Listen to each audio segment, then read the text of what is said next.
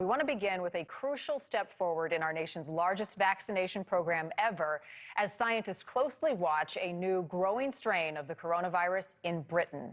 The U.S. launching its second week of vaccine distribution, this time for both Moderna and Pfizer vaccines, sending millions of doses to hospitals all around America.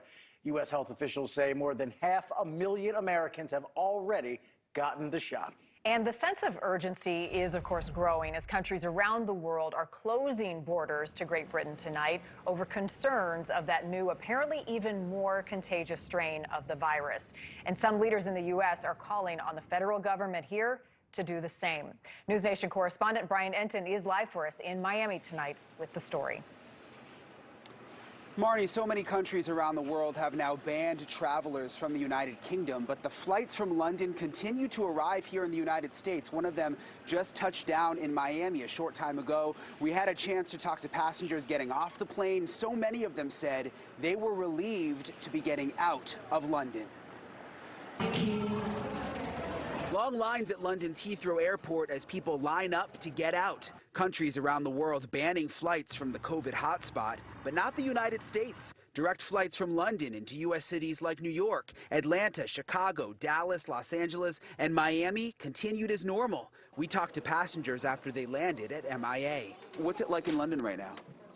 Well, it's in lockdown, so everything's closed and no one's really moving anywhere. Do you plan to quarantine now that you're back? Of course, we'll follow the rules. But it is quite chaotic. There's a lot, like everything was shutting down, people were like panicking, so yeah, it's pretty bad. Were you nervous about whether you'd be able to make it here to the U.S.? I was constantly checking my flights, yeah, definitely.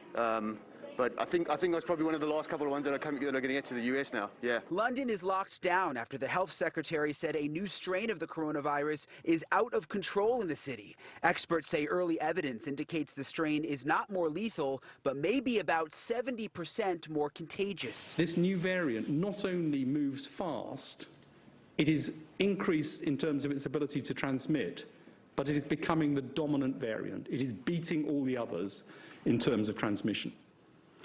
So this virus transmits and spreads fast. Experts say all viruses naturally evolve as they move through the population, so what's happening in England does not come as a total surprise. The new strain is more transmissible. If there's one piece of good news, it doesn't appear so far that it causes any worsening of the disease, which is important. And as far as we know at this stage, the vaccines should still work against it. But it's a difficult time. Some countries that have not outright banned travelers from England are requiring them to quarantine. In Germany, passengers had to spend the night in the airport waiting for a negative test result. But as we saw at Miami International, passengers coming from London had no quarantine orders and no tests. Why are we doing nothing? 120 countries require the UK travelers that receive the negative test before they get on the plane in the UK. 120 countries. And the United States has done nothing.